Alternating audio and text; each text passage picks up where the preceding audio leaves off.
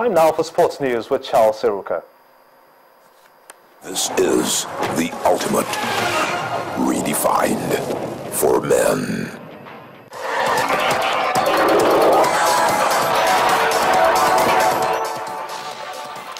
Welcome to Sports News. Mark Mendes are the new champions of the Nigerian Basketball League after beating Kano Pillars 79-62 in the last 8 final played at the National Stadium, Surulere, Lagos.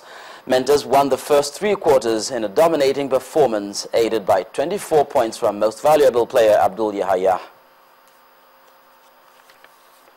Still in basketball, Gombe Bulls beat Union Bank 63-53 in the final 8 third-place match. Coach Rotimi Savage's team won the first quarter 14-11, but the boys from Gombe bounced back in the second to win 21-11. The Lagos-based team put up a fight in the third, but it was not enough as Gombe Bulls sealed victory in the fourth quarter. Solomon Ajagbe of Gombe Bulls tops the scorers chart with 18 points. Now, to football in the English Premier League, Manchester United claimed their second win of the season with a 1-0 win over Aston Villa at Villa Park. Adnan Januzaj scored the only goal on 29 minutes after latching onto a through ball from Juan Mata to find the back of the net. 2 errors from Mata nearly allowed Villa back into the game, but United survived to hold on for all 3 points.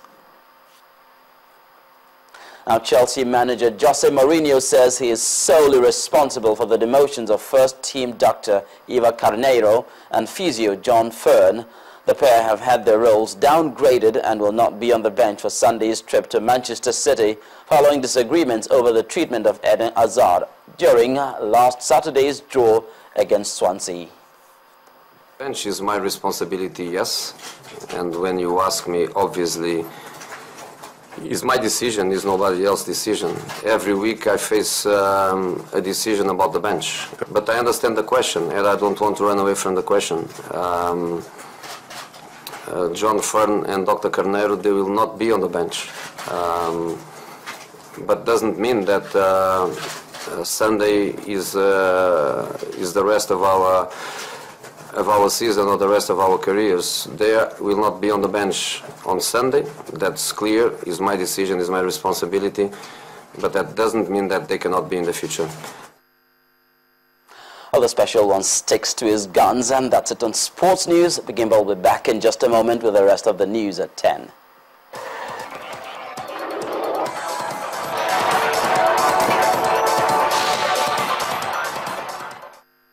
This is the ultimate redefined for men. On the foreign scene, it's a significant day for bilateral relations as the United States has reopened its embassy in Cuba more than 54 years after it was closed. Cynthia has more. Well, thank you so much. It's indeed a significant day as the U.S. Secretary of State, Mr. John Kerry, attended the ceremony in the Cuban capital, which clearly signaled the warming of ties between both countries. This comes 1 month after Cuba reopened its embassy in Washington.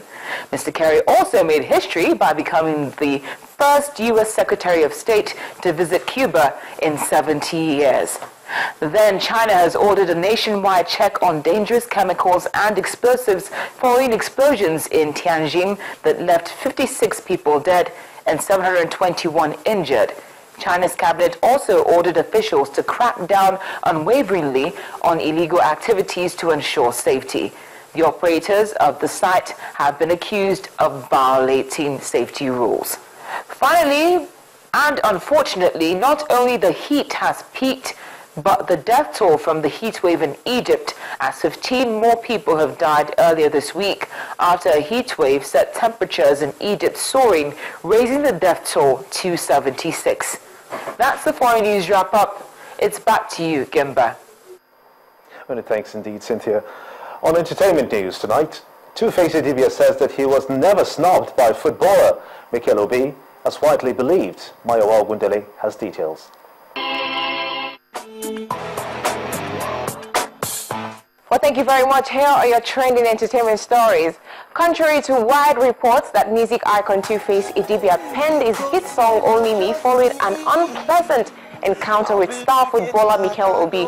The African Queen crooner says there was never such a meeting. Two-Face cleared the air on the reports in an interview with Entertainment News on Channels Television. Mikel Obi, very talented footballer, and the song was in no way for him. The song was just a song, I just did it. You know, it was just a general song, but some guy, because I said, Arazo compatriot, Nigeria call, I don't say no be everybody, sabi play ball. But so some people just, one guy, that person will start that rumor, we go need that for some marketing, because the person starts rumor, we come spread like say that true, but nothing like that, man. Fans of Tonto Dike may need to prepare their minds ahead of what may be the end of her acting career. In an exclusive chat with Entertainment News, the actress turned singer says she has been rejecting a lot of scripts in recent times because she's not sure if she wants to continue acting. I've been out of the working system that's the movies, for 2 years or so, 3 years. And I have loved it so much. I've had so much peace.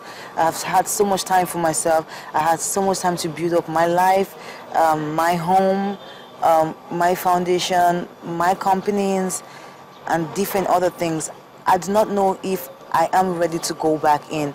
But say giving up entertainment as a whole, it's something that I am not sure. Actor Sean Farquhar says the future of the filmmaking business in Nigeria is bankable. However, the industry needs more young, talented individuals to join in order to achieve its full potential. Sean Farquhar, who himself enjoys a fast-rising career, says those interested in the industry should join now. For those of you out there, for people out there who want to come into the industry, this is the best time to come to the industry because there's going to be a lot of improvements from now on, and they need more hands. We need more good actors. So get the training that is required and come in, let's make this industry a better place. Let's take over the world, guys. Come on. Well, that does it on Entertainment News. The main news continues shortly.